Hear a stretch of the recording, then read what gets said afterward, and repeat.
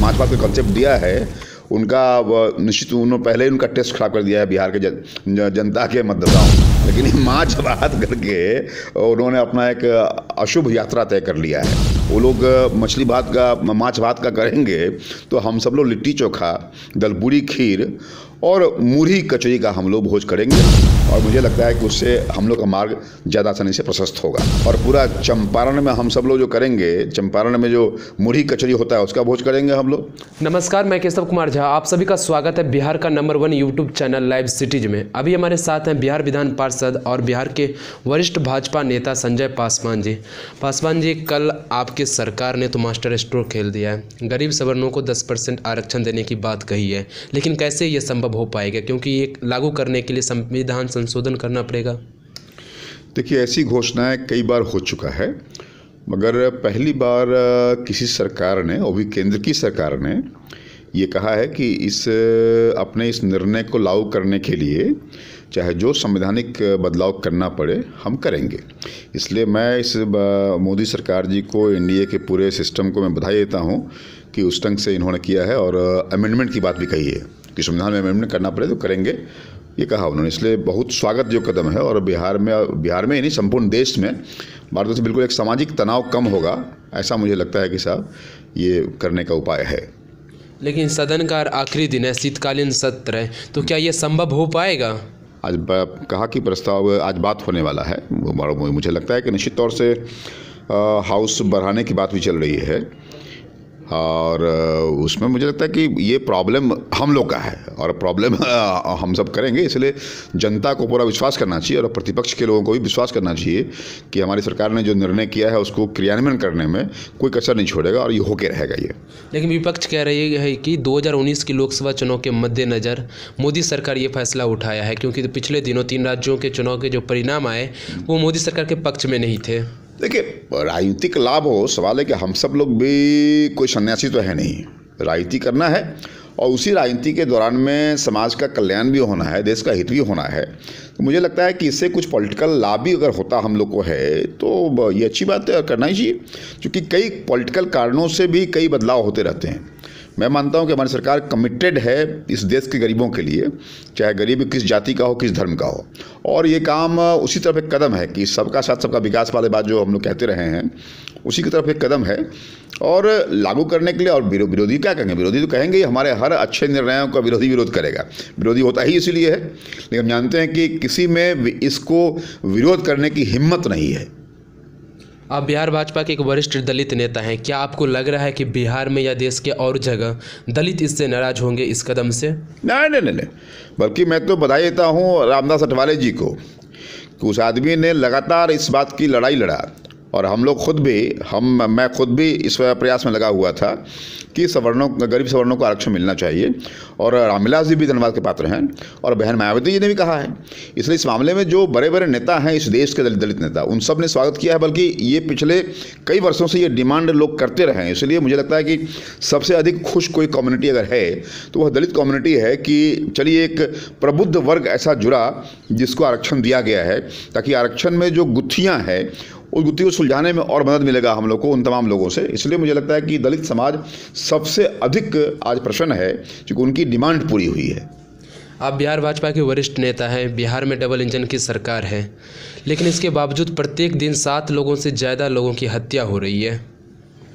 देखिए, ये law and order problem के लिए किसी को ब्लेम नहीं करना चाहिए, लेकिन हम ये मानते हैं कि जो हमारे फील्ड फंक्शनरी हैं, जो हमारे जो जिला के पुलिस कप्तान वगैरह हैं, ये सब हैं, तो उनको एक्टिवेट होने की आवश्यकता है। और मैं मानता हूं कि कुछ लोग जो अपराधी तत्व होते हैं, ऐसे समय में जब चुनाव का समय होता है तो उस चुनाव के समय में कुछ अपराध करने वाले भी थोड़ा सक्रिय हो जाते हैं। मैं नहीं मानता हूं कि सब कोई पॉलिटिकल कारण से करवा रहे हैं, लेकिन उन तमाम क्रिमिनल्स को जो इन दिनों एक्टिव हो गए हैं उससे सख्ती से निपटना सरकार का काम है।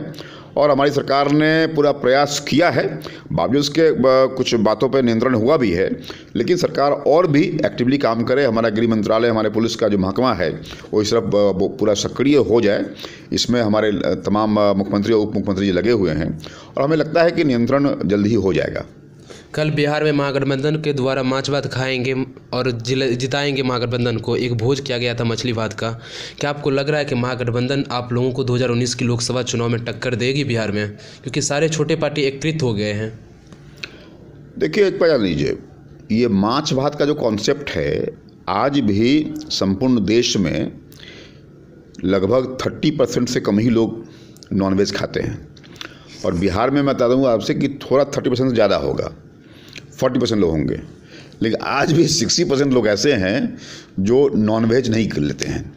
इसलिए हम मानते हैं कि भोजन ऐसा हो जो सब ले सके, क्या शाकाहारी क्या मांसाहारी, सब ले सके। और हम लोग तो खुद मांसाहारी लोग हैं, लेकिन मैं मानता हूँ कि सब आज भी लिट्टी चोखा, दलपूरी खीर और मुरही कचरी का जो कॉन्सेप्ट है वह ज़्यादा लोगों को स्वीकृत है। इसलिए मैं मानता हूं कि अगर वो लोग मछली भात का, माछ भात का करेंगे तो हम सब लोग लिट्टी चोखा, दलपूरी खीर और मुरही कचरी का हम लोग भोज करेंगे। और मैं तो करता रहता हूं, इसलिए मैं तो उनको सीधा कहता हूं कि जिन्होंने ने माछ भात का ये किया है, हम सब लोग ये तीनों चीज़, हम लोग जो इडली, ये जो बताते हैं, जो दलपूरी खीर का जो कॉन्सेप्ट है, ये पूरा मिथिलांचल में करेंगे हम सब लोग।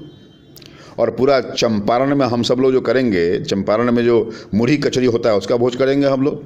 और जो पूरा शाहाबाद का इलाका है, मगध का इलाका है, लिट्टी चोखा होगा वहाँ पे। तो सबका अपना टेस्ट होता है, माछ भात सबका टेस्ट नहीं है। इसलिए हम विश्वास है कि जो माछ भात का कॉन्सेप्ट दिया है उनका निश्चित, उन्होंने पहले ही उनका टेस्ट खराब कर दिया है बिहार के जनता के मतदाताओं का। इसलिए मुझे लगता नहीं कि माछ भात से कोई बात कारगर बनेगी, कारगर टेस्ट होगा ये सब। हाँ, इसलिए मुझे लगता है कि उन लोगों ने अपना, ठीक है, मछली शुभ का लक्षण होता है, लेकिन वह मछली कौन, जिंदा मछली। लेकिन ये माछ भात करके उन्होंने अपना एक अशुभ यात्रा तय कर लिया है, और मुझे लगता है कि उससे हम लोग का मार्ग ज़्यादा आसानी से प्रशस्त होगा। आपको भारतीय जनता पार्टी ने हाल ही में एक नई जिम्मेदारी दी है, घोषणा पत्र के पैनल में आपको रखा गया है। आपके लिए 2019 की लोकसभा चुनाव में बिहार में कौन सी घोषणाएं सबसे महत्वपूर्ण होगी? देखिए, बिहार के लिए जो कि मैं राष्ट्रीय स्तर पे जो मैनिफेस्टो कमेटी बनी है उसका मैं मेंबर हूँ। इस नाते जो मेरा सबसे बड़ा है कि इंक्लूज़न की बात, जो समावेशन हो, समावेशन। और मैं मानता हूँ कि जो आरक्षण गरीब सवर्णों को दिया गया है यह भी उसी इंक्लूज़न का ही हिस्सा है, समावेशन का। चूँकि हम सब लड़ रहे हैं या हम सब प्रयासरत हैं इसीलिए कि जो एक्सक्लूडेड है, जो बाहर रहा है, जो दूर रहा है, जो हाशिए पे रहा है, जो पेरीफेरी पे रहा है, उनको कैसे इंक्लूड किया जाए। वह चाहे सोशल इंक्लूजन हो, सामाजिक समावेशन हो, या वित्तीय समावेशन हो, या बौद्धिक समावेशन हो, या किसी स्तर पे, या राजनीतिक समावेशन हो, ये तमाम चीज़ों में कैसे इंक्लूड किया जाए उनको जो हाशिए पे हैं। और इस प्रयास करने में निश्चित तौर से नरेंद्र मोदी की सरकार जो है कामयाब रही है, और इनका मकसद क्लियर है। इसीलिए मुझे लगता है कि समावेशन ही मुख्य रूप से जो उस पर जोर होगा, और मेरी प्रायोरिटी समावेशन की है। समावेशन चाहे सामाजिक स्तर पे हो, आर्थिक स्तर पे हो, शैक्षणिक स्तर पे हो, या किसी भी स्तर पे हो, समावेशन, इंक्लूजन हम लोग का मेन स्ट्रेस होगा, खास के मेरा। दिल्ली से केशव झा की रिपोर्ट, livecities.in के लिए।